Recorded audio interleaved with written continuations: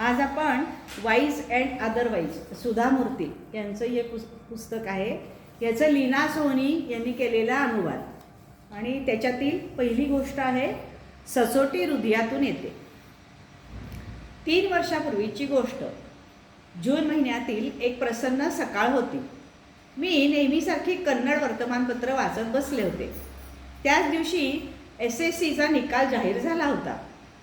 आतल्या पानावर उत्तीर्ण झालेल्यांची यादी छापली होती, तर वरच्या पानावर गुणवत्ता यादीत आलेल्या विद्यार्थ्यांचे फोटो झळकत होते.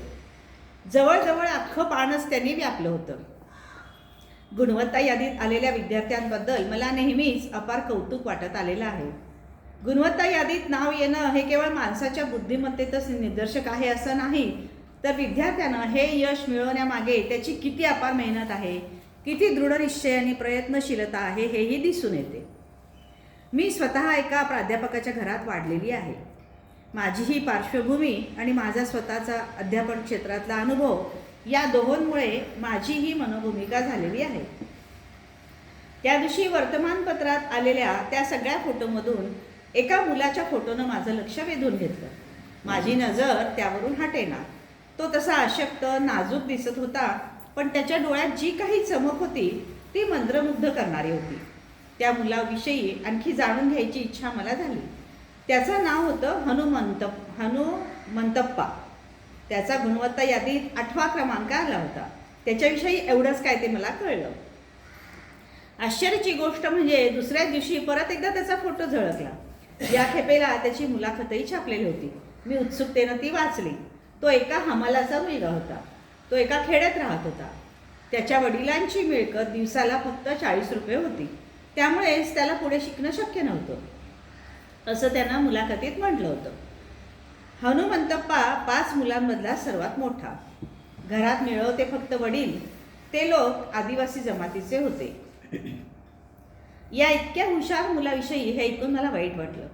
आपल्यातील बरेच जण आपापल्या मुलांना खाजगी शिकवण्यांना नाहीतर क्लासला पाठवतो. त्यांना संदर्भ ग्रंथ, गाईड्स वगैरे आणून देतो. त्यांना चांगल्यात चांगल्या सुविधा पुरवण्यासाठी झटतो. खर्चाचा जरासुद्धा विचार करत नाही. पण रामपुरा गावात राहणाऱ्या हनुमंतची गोष्टच वेगळी होती. माणसाला लागणाऱ्या काही जीवनावश्यक गोष्टी देखील त्याच्या वाट्याला आल्या नव्हत्या आणि तरीही त्यांना एवढं उज्ज्वल यश मिळवलं होतं. हातात वर्तमानपत्र तसंच धरून मी त्याचाच विचार करत बसले होते. तेवढ्यात माझी नजर शेजाऱ्यांच्या अंगणातील आंब्याच्या झाडावर पडली. ते झाड ताजतवानं दिसत होतं. नुकती उमललेली पावलवी, त्यावर चमकणारे दवाचे थेंब, झाडावर लटकणाऱ्या कैऱ्या. लवकरच त्या पिकणार होत्या. झाडापलीकडे थोड्याशा अंतरावर एका कुंडीत एक लहानसं रोपटं होतं. माझ्या मनात आलं, गेले कितीतरी दिवस हे एवढंच आहे, जरासुद्धा वाढलेलं नाही.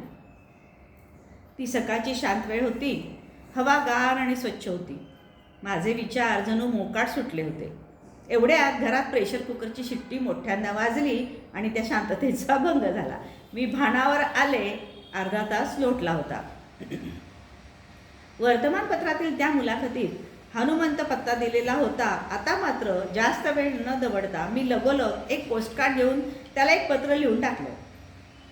मी 2 ओळी लिहिल्या होत्या. माझी तुला भेटायची इच्छा आहे. तू बंगलोरला येऊ शकशील का? एवढ्यात माझे वडील सकाळचा फेरफटका मारून घरी परतले. ते अत्यंत व्यवहारी विचारसरणीचे आहेत. त्यांनी माझं ते पत्र वाचलं आणि ते म्हणाले, इतक्या लांब यायचं तर भाडेखर्चाचे पैसे तरी कुठून आणणार? तो इथे यावं असं तुला वाटतंय ना? मग तू भाड्याचे पैसे त्याला पाठवून दे. शिवाय जरा बरे कपडे विकत घेण्यासाठी आणखी थोडी रक्कम पाठव. मग मी पत्रात अशी पुष्टी जोडली, मी तुला भाडेखर्च तसेच कपडे विकत घ्यायला पैसे पाठवेन. त्यानंतर 4 दिवसांनी त्याचं पत्र आलं. 2 ओळींचं. पहिल्या ओळीत त्यानं माझ्या पत्राबद्दल आभार मानले होते व दुसऱ्या ओळीत बंगलोरला येऊन मला भेटण्याची इच्छा व्यक्त केली होती. मी तातडीने त्याला पैसे पाठवले. मग माझ्या ऑफिसचा तपशीलवार पत्ताही कळवला. अखेर तो आमच्या ऑफिसात येऊन ठेपला. तो एखाद्या बावरलेल्या वाट चुकलेल्या वासरासारखा दिसत होता. कदाचित ही त्याची बंगलोरला येण्याची पहिलीच खेप असावी. तो अत्यंत नम्र होता. त्याने स्वच्छ शर्ट पॅन्ट घातली होती. केसांचा नीट विंचरून व्यवस्थित भांग पाडलेला होता. डोळ्यात ती चमक आताही होतीच.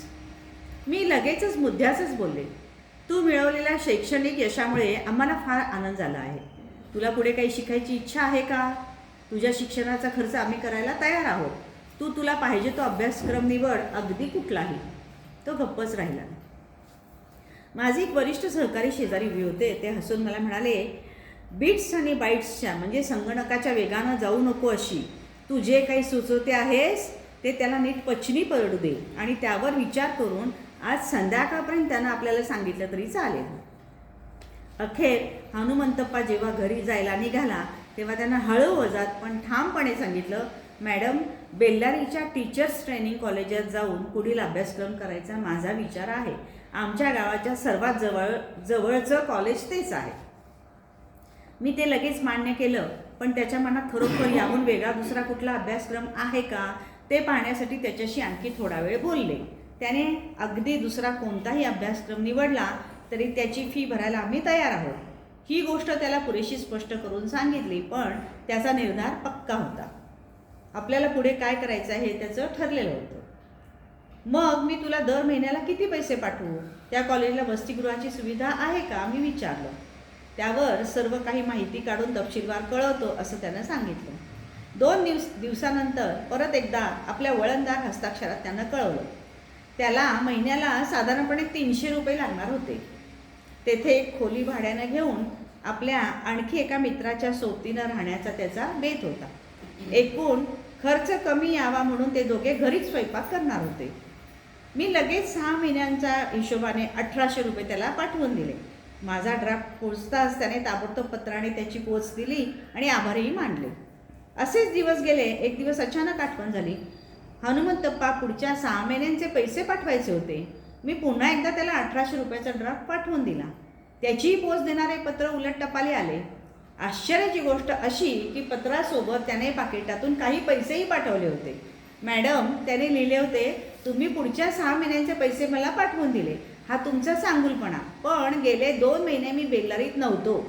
आधी महिनाभर आमच्या कॉलेजला सुट्टी होती आणि नंतरचा महिनाभर संप होता. तेव्हा हे 2च महिने मी घरीच होतो.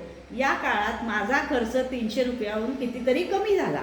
त्यामुळे मी माझ्या खर्चातून वाचलेले 300 रुपये तुम्हाला परत पाठवत आहे. त्याचा कृपया स्वीकार करावा. मी थक्क झाले. इतकी गरिबी आणि तरीही एवढा प्रामाणिकपणा. मी हनुमंतप्पाला खर्चासाठी जे पैसे पाठवत होते त्याचा हिशोब त्याने मला द्यावा अशी अपेक्षा माझी मुळीच नव्हती आणि हे त्यालाही माहीत होतं. आणि तरीही त्याने उरलेली रक्कम परत पाठवून दिली. विश्वास बसणार नाही, पण हे खरं आहे. एक गोष्ट मात्र मी अनुभवातून शिकले आहे, सचोटी, प्रामाणिकपणा ही काही कुण्या एका विशिष्ट वर्गाची मक्तेदारी नव्हे. त्याचा शिक्षणाशी किंवा श्रीमंतीशीही संबंध नाही. ती कोणत्याही विद्यापीठात शिकवली जात नाही. अनेक माणसांच्या ठायी ती हृदयातूनच फुलून आलेली असते. या साध्यासुध्या खेडवळ मुलाच्या प्रामाणिकपणावर कशी आणि काय प्रतिक्रिया द्यावी तेच मला समजेना.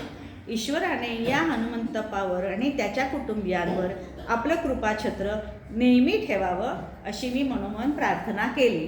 म्हणजे किती छोटीशी सुंदर आणि मार्मिक कथा. आणि त्यांचं एक वैशिष्ट्य आहे की त्यांना जे काही अनुभव आले, प्रवासात करता येतात, तर त्यांना जी काय माणसं भेटली, त्यांनी जे काय पाहिलं, जे त्यांचं ऑब्झर्वेशन पण प्रचंड, अशा ह्याच्यातून त्यांना जे काही भावत गेलं त्याच्यावर त्या लिहित गेलेल्या आहेत. म्हणजे त्यांचं म्हणजे कादंबरी सुद्धा असू दे का कथासुद्धा असू दे, अशा पद्धतीनेच त्यांनी हे सगळं छान लिहिलेलं आहे. तर त्या अशा छोट्या छोट्या अगदी सुंदर कथा आहेत. हां, एकदम सुंदर, छान.